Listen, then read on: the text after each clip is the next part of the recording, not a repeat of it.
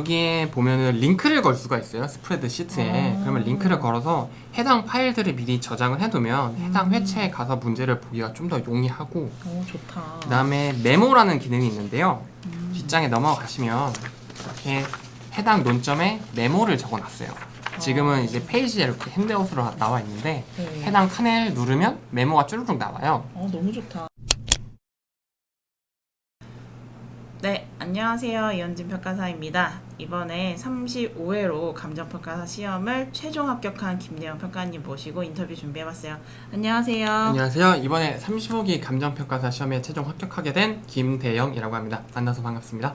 네, 평가님 합격 너무 축하드리고요. 간단한 자기소개 한번 부탁드립니다.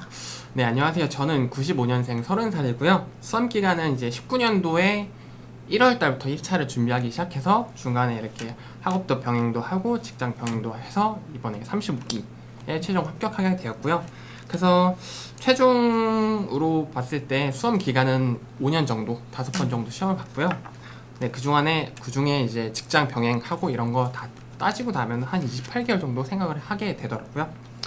그래서 제가 생각하기에 저는 이제 수험 기간이 이렇게 초기, 중기, 후기로 나눠서 생각을 하는데, 초기에는 과외를 병행하면서 19년도 말부터 20년도에 진행을 했고요.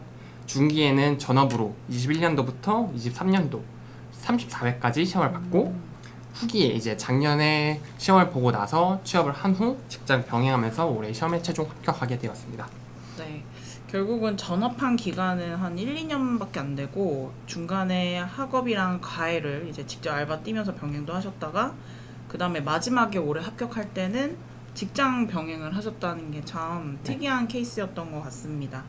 자, 그러면 이제 우리 감정평가사 시험을 어떻게 알았는지, 그 다음에 수험을 시작 준비하게 된 계기도 좀 궁금한데요. 제가 맨 처음에 원래는 고등학교 3년 내내 수학과를 지망을 했었어요. 그래서 수학이라는 학문에 되게 희열을 많이 느끼고 좋아했었는데, 대학교에 실제로 와서 보니까 수학이라는 학문이 굉장히 형이상학적이고 추상적인 내용을 다루다 보니까 머리가 조금 아프더라고요. 그래서 그러면 조금 더 실물적인 자산을 다루는 학문은 없을까? 라고 생각을 해서 도시공학이라는 학과를 복수 전공하게 되었고, 도시공학과를 복수 전공하면서 군대를 가게 되었는데, 이제 군대 가서 학과랑 관련된 자격증이 뭐가 있을까 생각을 하다 보니까 공인중개사를 알게 되었어요. 그래서 공인중개사 시험을 준비를 하면서 최종 합격을 했고, 중개사를 따고 나니까 이제 사람이 좀 더 좋은 자격증은 뭐가 있을까, 그래서 알고 보니까 감정평가사라는 직업이 제일 좋은 자격증이다, 부동산 관련해서 제일 좋은 자격증이다 라고 해서 준비를 하게 되었습니다. 그러면 그래도 이제 도시공학이라는 좀 관련된 전공을 하셨고, 그 다음에 중개사도 준비해 보셨고, 요렇게 지금 약간 베이스가 그래도 없진 않았다고 할 수 네, 있겠네요. 그쵸. 그래서 조금은 있었던 것 같네요. 그럼 이제 총 공부 기간은 다시 한번 설명해 주실래요? 초반에 맨 처음에 시작했었던 게 19년도에 1월 달부터 3월 달에 1차 시험이 있었거든요. 그때 이게 설마 되겠어? 2달 동안 해도 되겠어? 라는 생각에 좀 막연하게 시작을 했는데 딱 붙어버린 거예요. 근데 그거는 제 생각이 없었거든요, 계획에. 네. 근데 이제 1년 동안의 공란이 생겼죠. 지금은 학교를 다니면서 좀 마무리 시즌 즈음에 감정평가사 준비를 시작을 해야겠다 생각을 했는데, 제 학업 계획과는 조금 틀어진 경우인 거죠. 그래서 1년을 감정평가사 공부는 쉬고 그 다음 해부터 다시 시작을 하게 되었던 거죠. 그래서 2개월 먼저 시작을 했고, 2년차 때에는 3개월 준비를 했습니다. 그리고 3년차 때는 7개월, 4년차 때 7개월, 그 다음에 작년부터는 9개월 준비를 했던 것 같아요. 그러면 하루 공부 시간은 어떻게 되시나요? 아까 이제 초기, 중기, 후기 이렇게 말씀을 드렸는데요. 초기에는 아무래도 과외 병행을 했다고 하지만 과외라는 시간에 그렇게 많은 시간을 투자하진 않았어서 하루에 10시간 정도는 했던 것 같아요, 순공부로. 그리고 중기에는 아무래도 전업으로 공부를 했는데 그때도 10시간은 진행을 했습니다. 그리고 작년에 직장 병행을 하면서 후기가 되었었는데, 아무래도 직장을 다니다 보면은 9시부터 6시까지는 일을 해야 되잖아요. 그래서 4시간 반 정도 진행을 했습니다. 그럼 올해 합격할 때는 하루에 순공이 한 4시간 반 정도 하면서 직장 병행하시면서 시험을 잘 보신 거네요. 네, 그렇죠. 오늘 좋은 운 좋게 붙었습니다. 그럼 공부 장소는 어디서 하셨나요? 처음에 초기에는 이제 집, 카페 이렇게 왔다 갔다 하면서 했는데 이제 학업을 좀 제대로 해야겠다 전업으로 하게 되면서 조용한 분위기에 있는 동네 근처에 있는 도서관에서 공부를 했고요. 그 다음에 작년에는 이제 도서관이 없는 집에 제가 자취방을 잡았어요. 회사 근처에 있는 곳으로 자취방을 잡았는데 그러다 보니까 도서관은 갈 수 없고 카페에도 이제 문을 10시쯤에 다 닫다 보니까 아무래도 자취방에서 공부하게 되었습니다. 자, 그러면 이제 좀 독특한 케이스긴 한데 그 시기별 공부 방법도 좀 궁금합니다.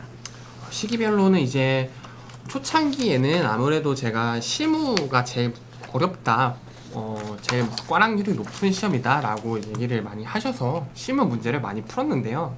이게 개념 공부가 정립되지 않은 상황에서 실무 문제를 풀다 보니까 조금 많이 오래 걸렸어요. 그래서 맨 처음에는 시점 추정치 하나 맞추는데도 3시간, 2시간 이렇게 걸린 적도 있었고 왜 목차를 이렇게 가져갔지? 좀 분석하는 시간들이 되게 많았습니다.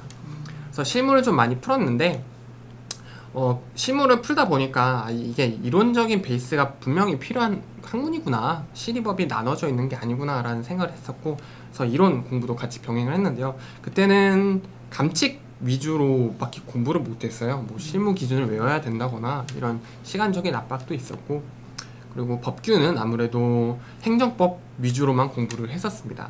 근데 또 초시 때 행정법 위주로 또 시험이 나와서 법규는 또 점수가 또 잘 나왔던 것 같아요. 초시 때부터. 네. 자, 그러면 이제 기출문제 활용 팁 이런 것도 한번 말씀해 주실 수 있나요? 기출 문제는 이제 제가 실무 기출을 풀고 나서, 실무 기출이라고 해봤자 사실 크게 4문제 정도가 나오잖아요.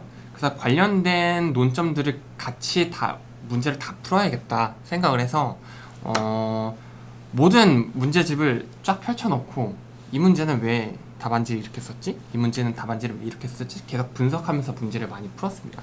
그래서 많이 푼 날은 하루에 한 300점도 풀었던 것 같고요. 적게 푼 날은 한 200점 이렇게도 풀었던 것 같아요. 자, 그 다음에 저희 스터디를 그래도 좀 오래 다니셨는데, 그죠? 네. 스터디 활용 팁, GS 활용 팁 궁금합니다. GS 활용 팁은 제가 조금 독특한 케이스긴 한데 이제 스프레드 시트를 활용을 했어요. 그래서 오케이. 맨 처음에는 이게 학원에서 이렇게 논점을 정리해서 주실까? 안 주실 거라고 생각을 해서 만들어 보았는데요.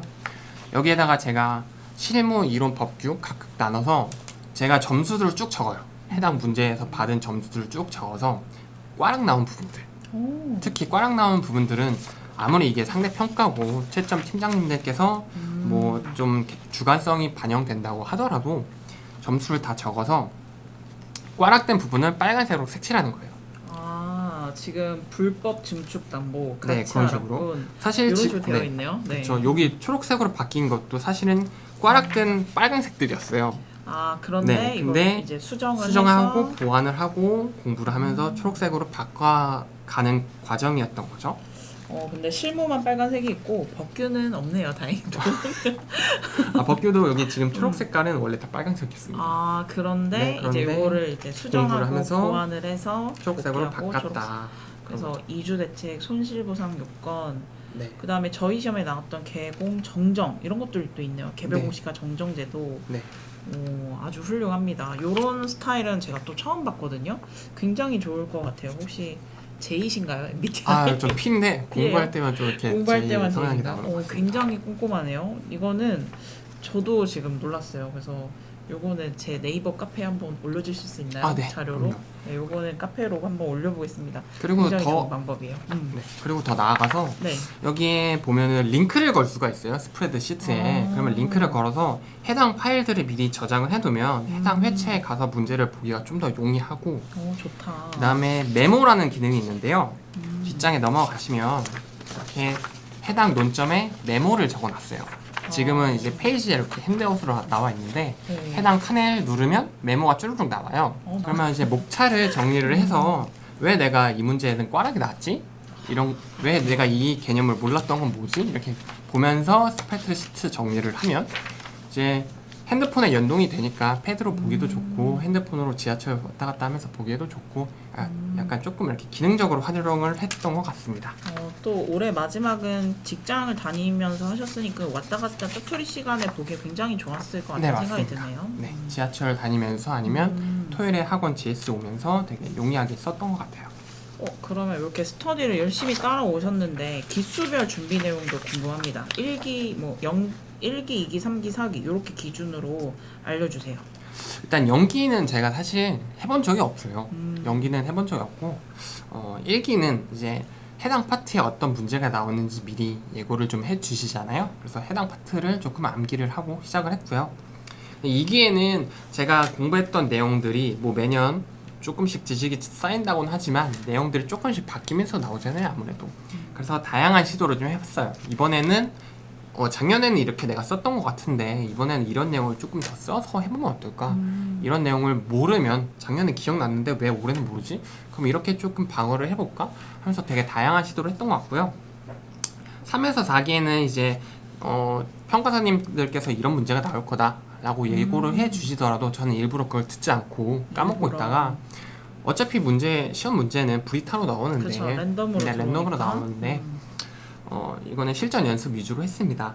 그리고 저는 되게 특이한 케이스라고 얘기를 해주시지만 저는 오픈북을 정말 지향을 해야 된다고 생각을 해요. 왜냐하면 오픈북을 쓰면서 내가 익히는 거는 아무래도 있겠지만 실제 시험장 가서 내가 모르는 문제가 났을 때 맞아요. 어떻게 방어를 할 것인가 이 전략을 구축하고 연습하는 부분이 제일 중요하다고 생각을 해서 오픈북은 해본 적이 없습니다.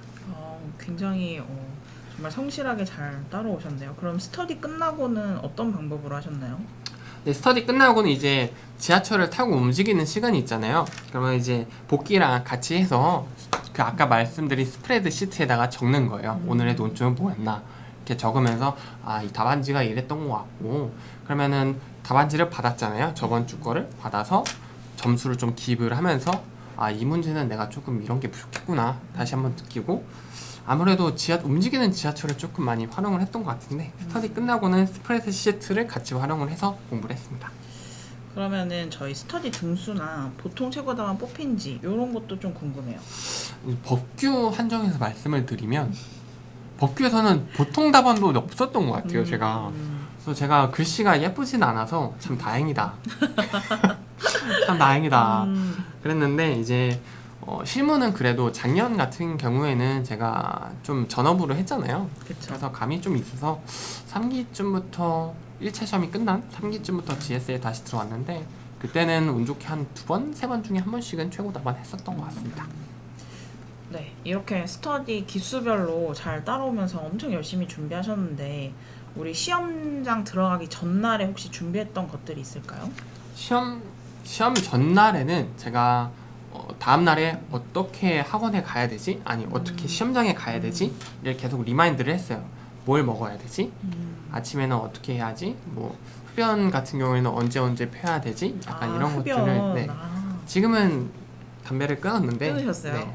잘하셨어요. 아무래도 그때는 좀 심리적인 압박 때문에 스트레스 때문에. 네. 그래서 뭐 점심 밥을 먹으면서 어떤 생각을 할 것인지 좀 리마인드를 했는데요. 사실 제일 중요한 거는 제가 말씀드리고 싶은 건 2가지예요. 일단 첫 번째로는 펜과 계산기. 네. 그리고 시계, 타임워치, 배터리 관리가 제일 중요한 것 같습니다. 그래서 저는 FX 9860 시리즈 하나랑 이제 한 350개 일반적인 공학용 계산기 하나를 가져갔어요. 그래서 2가지를 가져가서 혹시나 FX 9860이 안 되면 일반 공학용 계산기 써야겠다 생각을 해서 2개를 가져갔고요. 펜 같은 경우에도 한 3-4자루 정도는 챙겨갔습니다. 그리고 2번째로 제가 말씀드리고 싶은 거는 시험장에 한번 꼭 가보셨으면 좋겠어요. 생동차 분들도. 그죠? 네, 그쵸. 전주에 한번 가서 내가 이 시험장에서 시험을 보게 되는구나를 먼저 알게 되는 것과 모르게 되는 게 정말 천지 차이더라고요. 그렇군요. 전 네. 이 정도까지 하진 않았는데 꿀팁이네요. 그래서 전주까지도 시험장에 갔지만 그대로 이제 귀가하지 마시고 뭐 근처에 도서관이나 카페나 이런 데 있으면은 가서 뭐 생 과목 다 풀로 작성해 보시고 이제 시험장 분위기와 텐션을 계속 유지하시기를 바라겠습니다. 자, 그럼 시험장에서 제일 어려웠던 과목은 뭐였나요?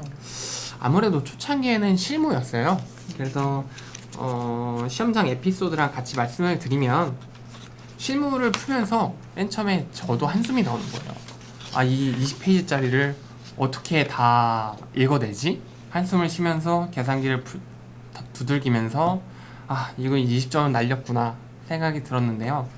한 2년 차부터는 바이브가 바뀌었는지 좀 분위기를 읽게 되더라고요. 시험장의 분위기를 읽으면서 실무 문제를 풀 때 주변 사람들의 한숨 소리를 오히려 듣게 되더라고요. 그래서 아, 이게 문제가 나만 어려운 게 아니구나 위안 맞습니다. 삼으면서 맞습니다. 아, 이게 조금 어차피 숫자를 다 틀려도 어느 정도 점수는 줄 테니 너무 하나하나 연연하지 말자, 이렇게 마인드 관리를 할 수 있었고요.